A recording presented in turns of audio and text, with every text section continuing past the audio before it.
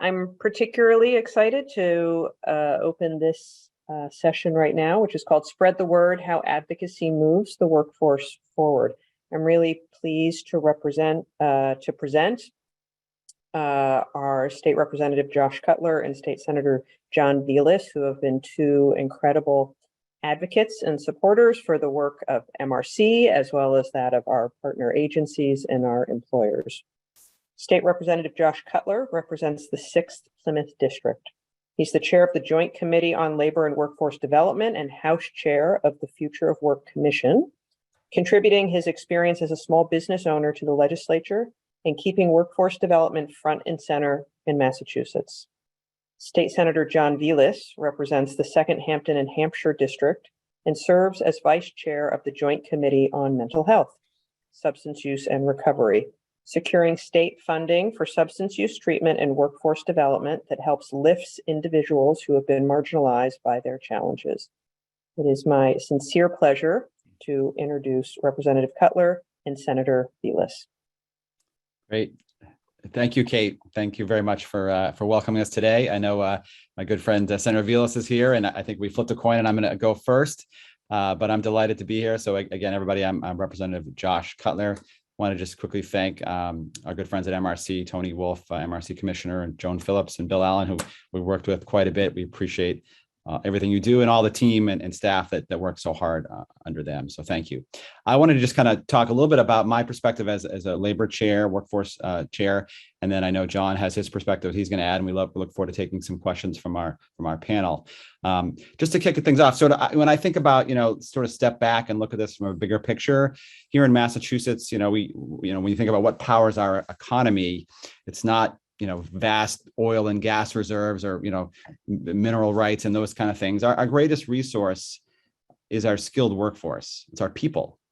And, we're looking at some permanent shifts in our workforce. COVID has obviously, had an impact on our workforce in terms of our labor market and our labor market participation. But, we're also looking at some fundamental changes to our labor pool. Our baby boom generation, so to speak, is aging out of employment in many cases, and some of them are just simply not coming back. So we're looking at some fundamental long-term changes in our labor markets, and I think we need to adjust to that new reality. It's not all COVID related. Just to give you some perspective, right now, if you look at compared to where we were before the pandemic, there's still about 40,000 fewer workers in the workforce than there were then.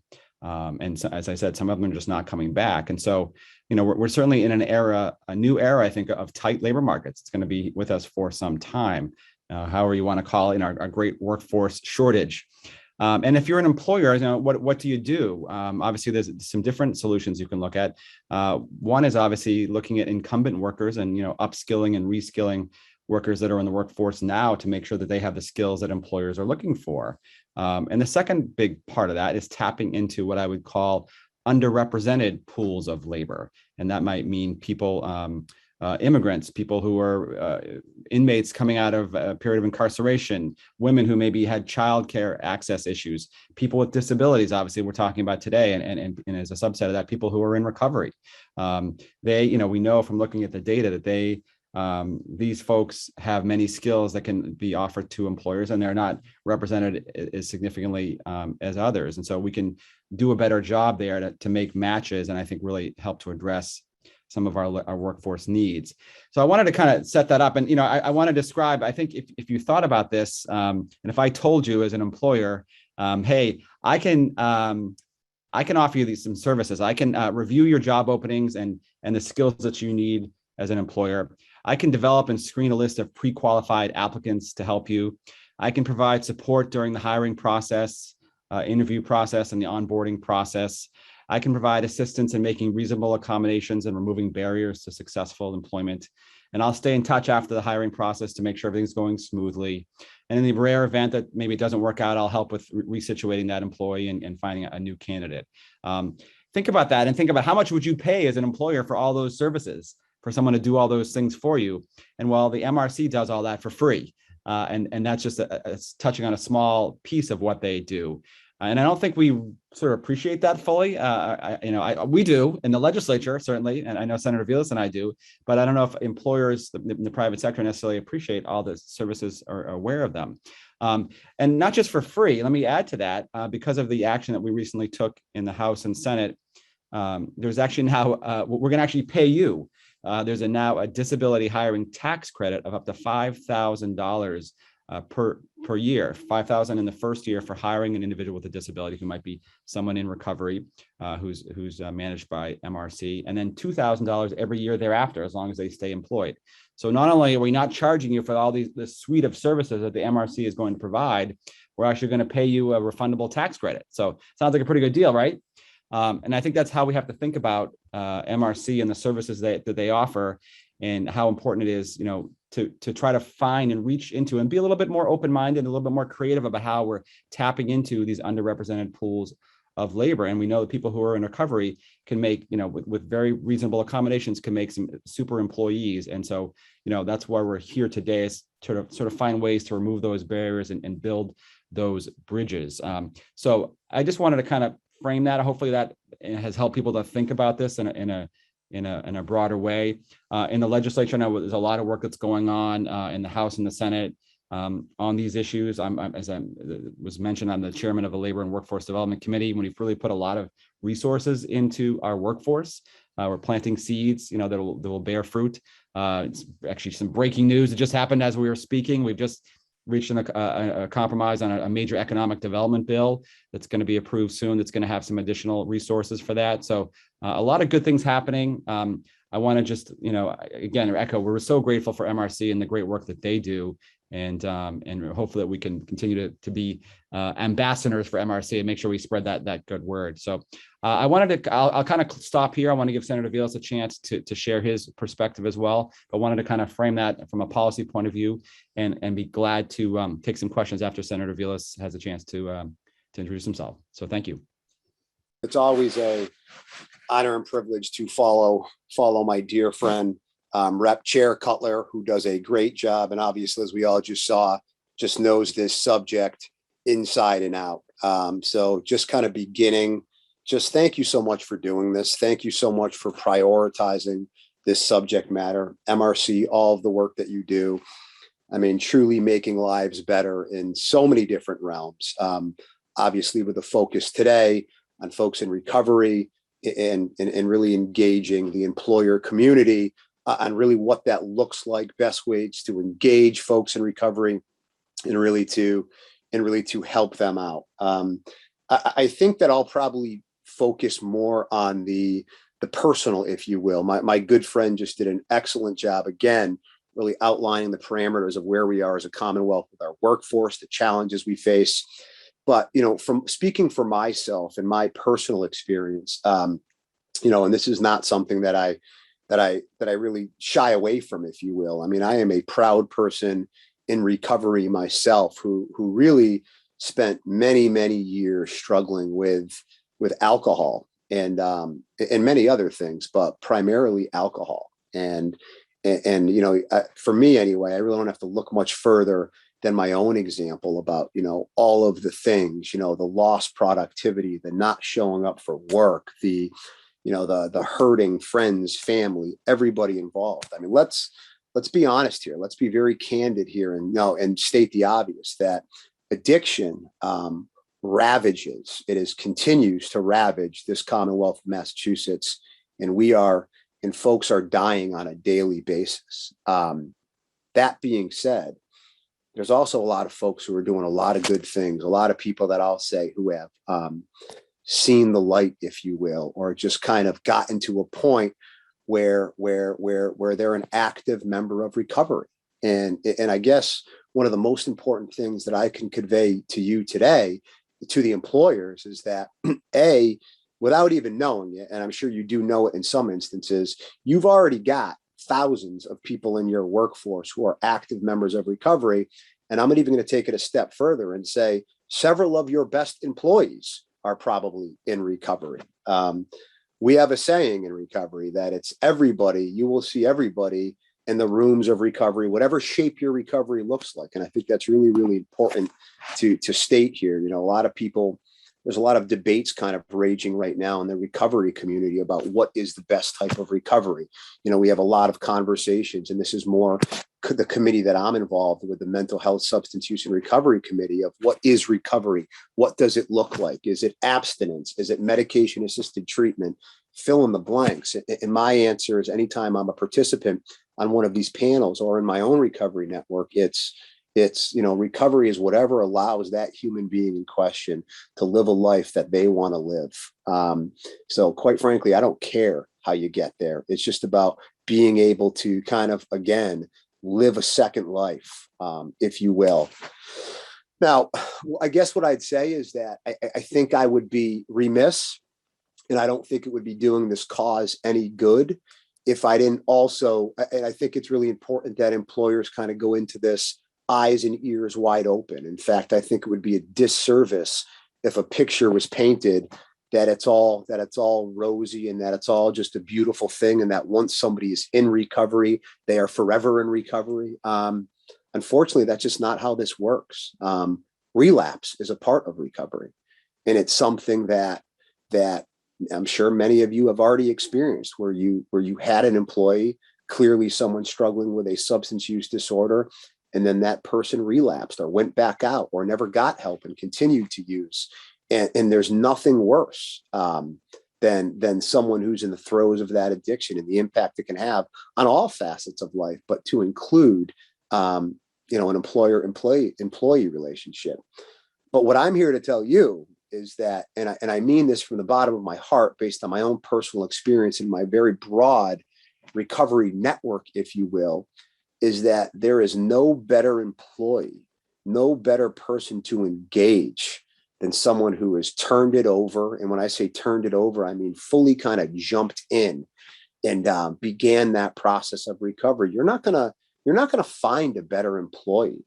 You're not going to find someone who advocates what I would say, without knowing the type of businesses that you operate, the type of employer you are.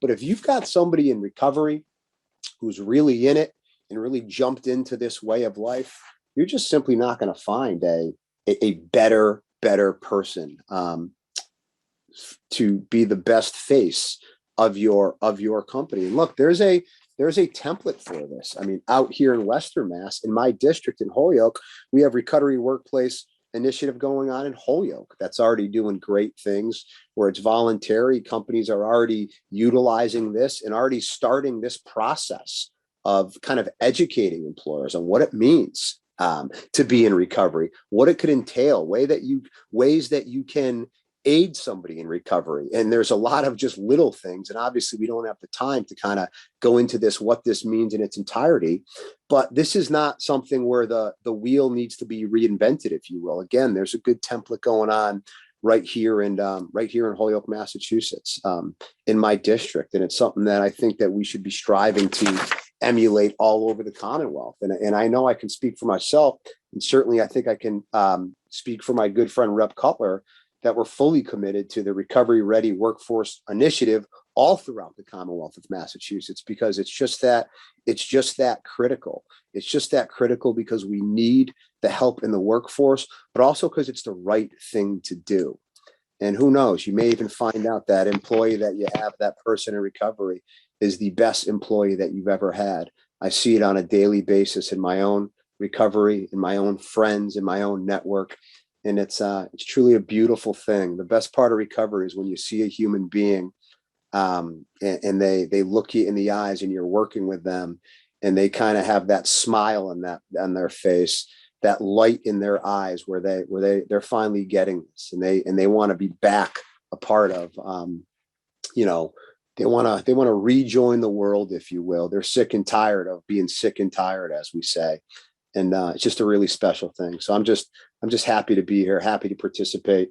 And like my good friend said, happy to take any questions.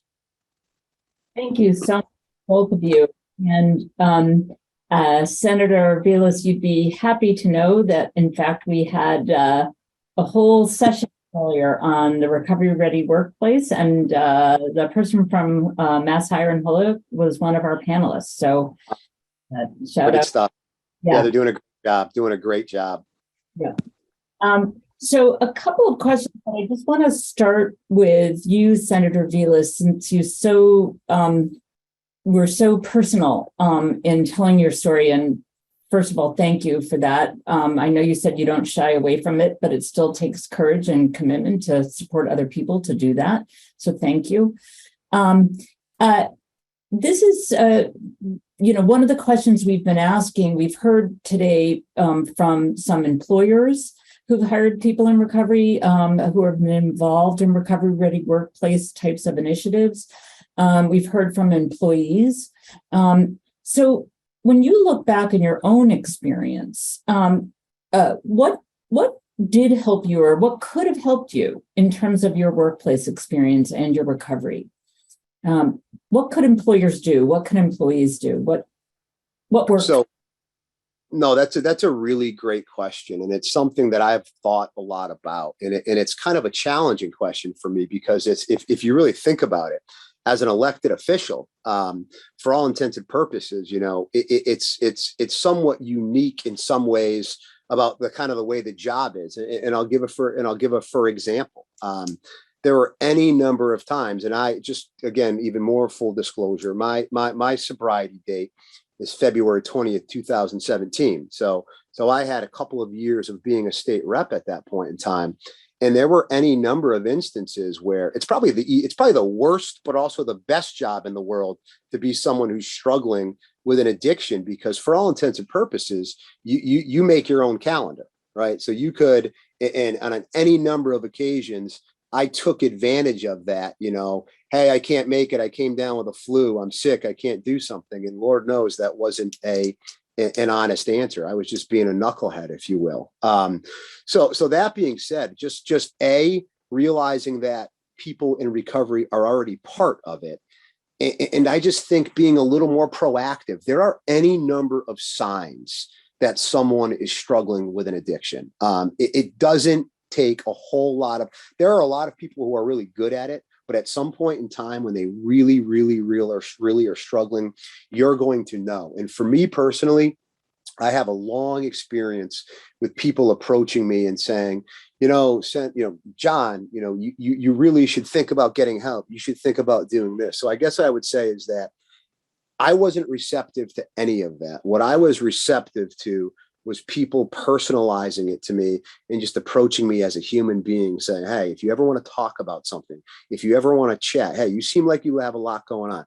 Go take 2 minutes, take a walk outside, 5 minutes to take a walk outside. So I think the answer is, yeah, having some official policies, if you will, as an employer, but also realizing that a lot of times just a 2-minute break, a 5-minute break to walk outside and, take a few deep breaths goes a long way to understanding. And then it can be the difference between that employee, kind of going off on a really bad course, or kind of coming back and getting to their desk and, starting their day over again, if you will. Thanks. That's really helpful. Can I add to amplify something that John said while we're waiting for some questions? And first, I have to say, I'm glad I went first, because it would have been really difficult to go after Senator Velis. And I'm really proud of him as a classmate, what he's accomplished and what he's sharing today. He's a fantastic advocate and a great friend, and really thought some very thoughtful, heartfelt remarks today. So thank you. So I'm glad I went first. I would just want to amplify one thing that John said, though, which is, and we had a commission last term that I was involved with, the workability subcommittee, and we talked to a lot of employers and a lot of stakeholders in this space. And one of the things that came back again and again and again is, I think, smart employers know that hiring people with disabilities is not just sort of quote unquote the right thing to do. It's the business smart thing to do. It's a cost, it makes it makes good business sense to do it. And that translates directly into the bottom line in terms of, you look at lower employee, higher retention numbers for employees. As John mentioned, you're going to get a really loyal employee, someone who knows you stuck with them in a challenging time. You're going to have a really loyal employee. And we know that, there's a cost advantage to that.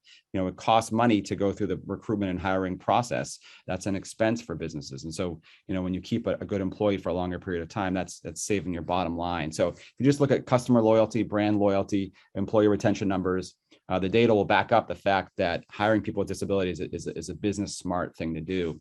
So I wanted to mention that. And the second point I wanted to make, just on a personal note myself, I remember last term we had an intern who was in a wheelchair in my office at the State House. This is pre-COVID. And it opened my eyes because, things that I didn't think about that I, probably should have, but I didn't, just about literally, she couldn't get back to my office all the way because it wasn't wheelchair accessible. And so we had to kind of, push the desks over a little bit and make a few, very reasonable accommodations. It wasn't, we didn't spend a lot of money. We didn't have to go out of our way. It was just sort of things we hadn't thought about. And that was because we hadn't done that before. And so, it was sort of shame on me. I'm glad we did it because it made me rethink some things and make me a little bit more open-minded about these. And I think that's the same kind of things a lot of employers need. Like, people want to do help. And I think we just, just are willing to make some reasonable accommodations, most of the time in a pretty modest way. We really can open the door to a whole, new population of talented workforce, including people who are in recovery. So that was an experience that opened my eyes, and I'm sure that many of you as employers have had similar ones. And if you haven't, I would encourage you just to kind of rethink, some of your preconceived ideas about that, because it certainly changed mine. Thank you. And we did have a question, since you mentioned the tax credit. For the tax credit, does somebody have to be working with MRC, or what's the policy and process for that?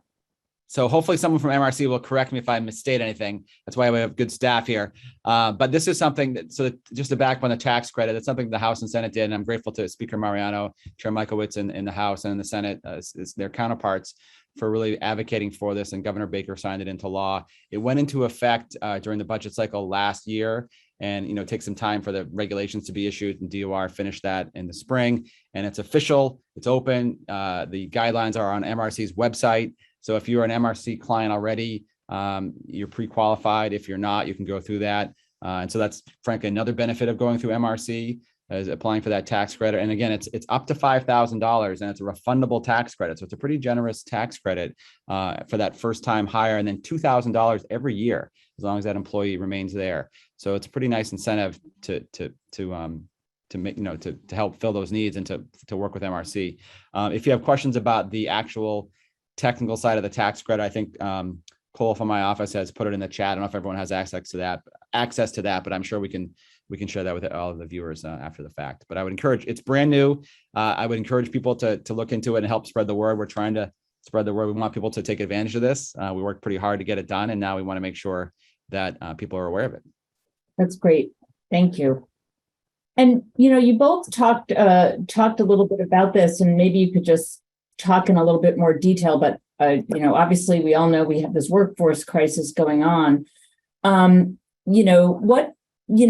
you talk a little bit more about how people with disabilities, and this specifically we're talking today about those in recovery, how can they play a role in bolstering the workforce? Any additional thoughts or ideas about that?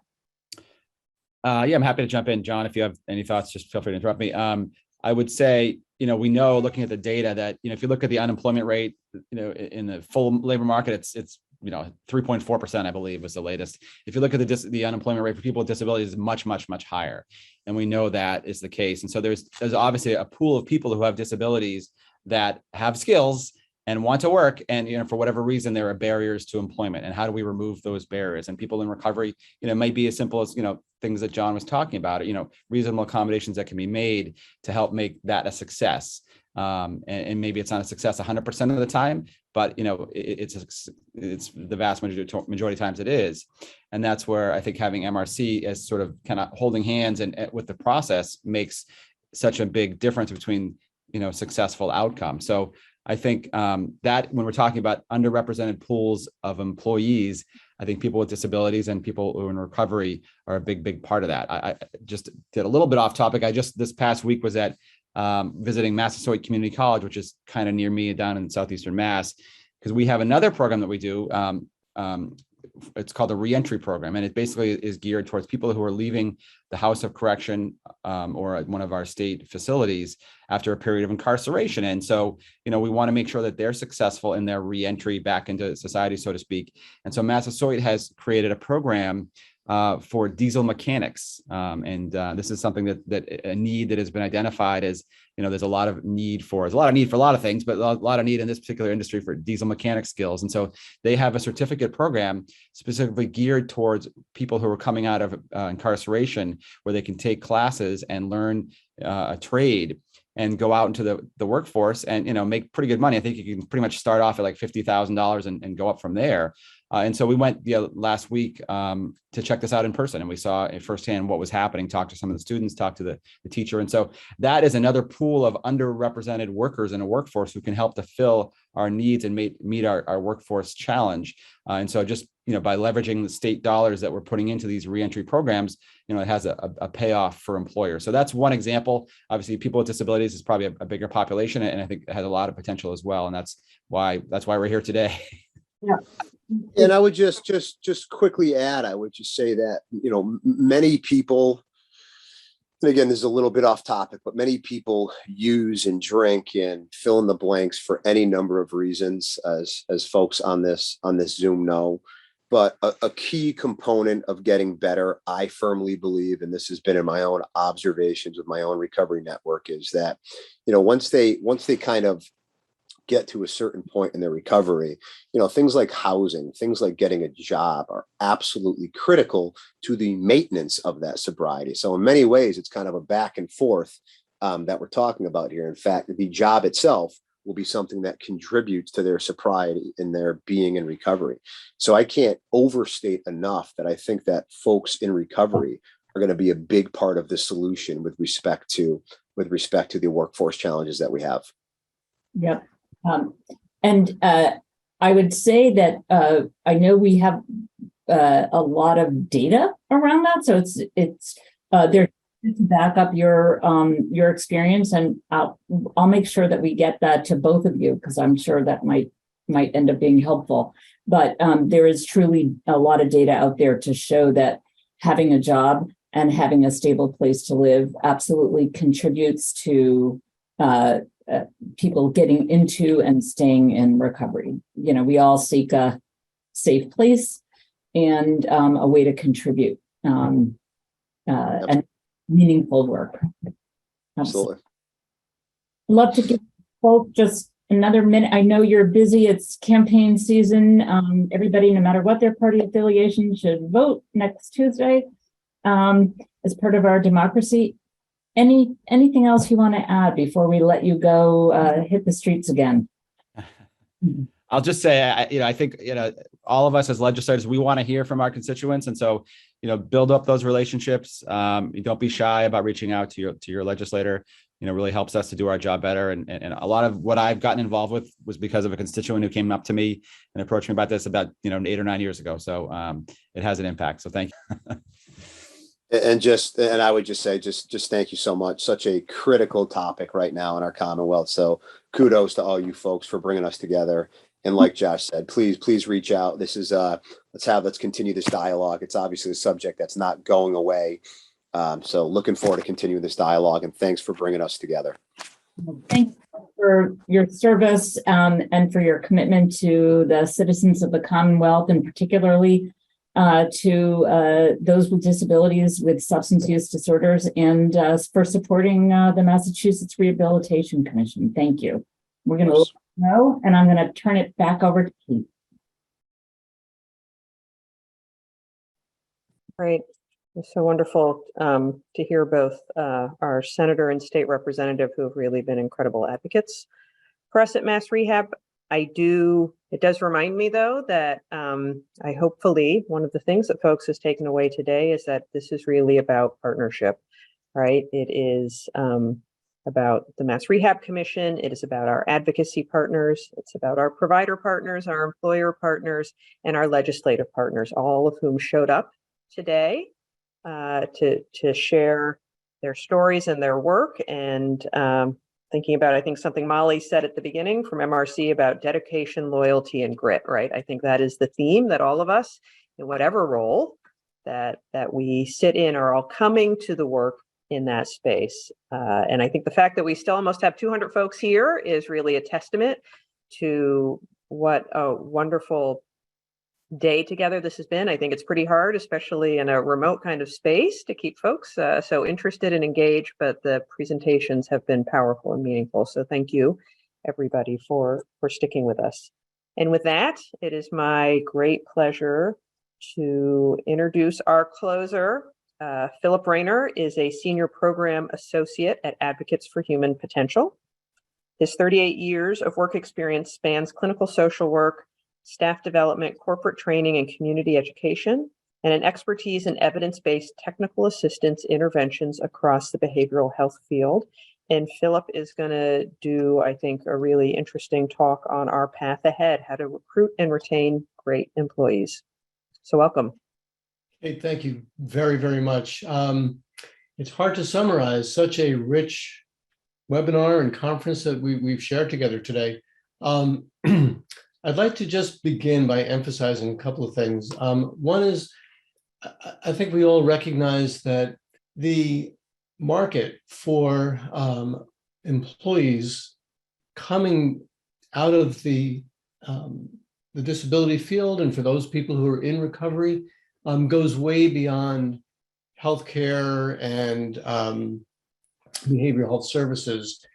These are people who are coming out with skills across the board, who are exceptionally skilled and wanting to come back into the workforce and work in positions that allow them to really fully become contributing, integrated members of their communities again. We heard from Lynn and Doug, who neither of whom work in Health and Human Services. We heard from Dana and Steve, who are employers in non-human service fields, working in call centers, distribution and warehouse settings. Just a range of services way beyond health and human services, where we sometimes think of people coming back into the workforce. It's really much, much broader than that. It was so heartwarming to hear about the growth in meaning and purpose for employers who have become recovery-ready workplaces, so that they're not only building their workforce and making sure they have enough people to man the warehouse or to staff the call center, but also become a member of a community, making a more meaningful contribution to their community, having a sense of purpose in being there and helping someone who's going through a difficult time or coming out of a difficult history to reconnect in a positive, constructive way with employment in their community, and to get reestablished, get their feet back under them. Or on the other hand, someone who may be established within an organization as a great contributor who's struggling, and rather than losing that person, being able to keep them on board and integrated within their organization, making a really important contribution, and maybe going through a period of illness. I think Dana described it so well earlier when he talked about, if I had an employee who had cancer, my response wouldn't be punitive. It would be supportive. I would be trying to help them out. And how, as employers, we can shift our perspective in a similar way, helping people to stay connected and continue to have the support and the value and validation of being contributing employees in different work settings. So it was just really powerful and heartwarming to hear those stories. And then, to hear from people in recovery who found that the support of a mentor or a supervisor, an employer, could really be the stimulus to engage in recovery and get well. We were hearing from Ted Wayman, who shared his own story, which was tremendously moving as well. He recognized that he was having difficulty. He had support from family and friends and his employer, and was able to continue moving forward with his career in broadcasting, which he acknowledged might not have been the case had he not had that kind of support. And so we're talking about the same kind of scenario in which we really are appreciative of the support of our friends and families, but our employers can play a key role in that kind of success. And it allows employers to keep really qualified and valuable people on their teams. We heard about so many different things that the MRC is able to do for employers. There's just such a rich range of services that are available at no cost, from identifying qualified employees, getting them trained, giving them the support that they need in psychological, social, connection with mutual recovery systems, training, material resources, transportation. It was just such a gamut of resources that MRC can make available to help people be ready to work, have what they need to be able to come to work, and to continue to be a resource to both employees and employers to make sure that that connection is working well, and to problem solve anything that may be going on so that that relationship can continue to be successful. It's a tremendous resource that's available to employees and employers. So I think that was just so valuable to hear about that. And we also learned a lot about the recovery ready workplace, which is just so helpful for us to know about, that there's such a movement going on in our country right now. Initially at the state level, we heard there are 30 states who now sponsor recovery ready or recovery friendly workplaces. And now that the federal government is really very much engaged in supporting this movement as well. And what we've come to know is that when an organization really commits, or as we said earlier, takes the pledge, to become a recovery ready workplace, it's really making a decision to embrace a set of values, policies, and practices that respect the humanity of people, and the fact that we're not perfect. We struggle sometimes. That can present itself in a number of different ways. And if we can create a culture in which it's okay to talk about that and to address it responsibly, no one is saying not to be accountable, not to meet your expectations as an employee, but to recognize that we employ humans and things are not always perfect in how we want it to be.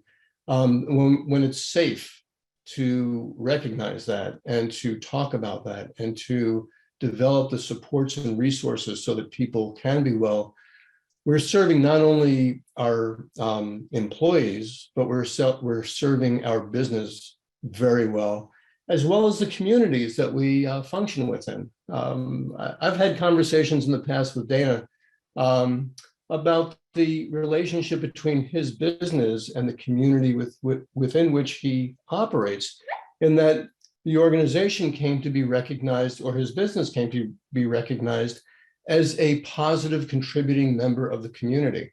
And that's an opportunity that all employers have. I think there's an anxiety at times that if you open your doors to the recovery community and you become known that way, that it might have some stigma attached to it or some negative association. And the experience has been in working with employers from a range of different fields and organizations is that it actually ends up being a very positive factor contributing to the reputation of your organization in the community, and builds a wonderful pipeline. When people in recovery become aware that you have an organization that really is open and understands and gets it and is willing to work with you, you create a pipeline to that same valuable community of skilled people who want to work in an organization and are motivated to make that exceptional effort that we were talking about earlier.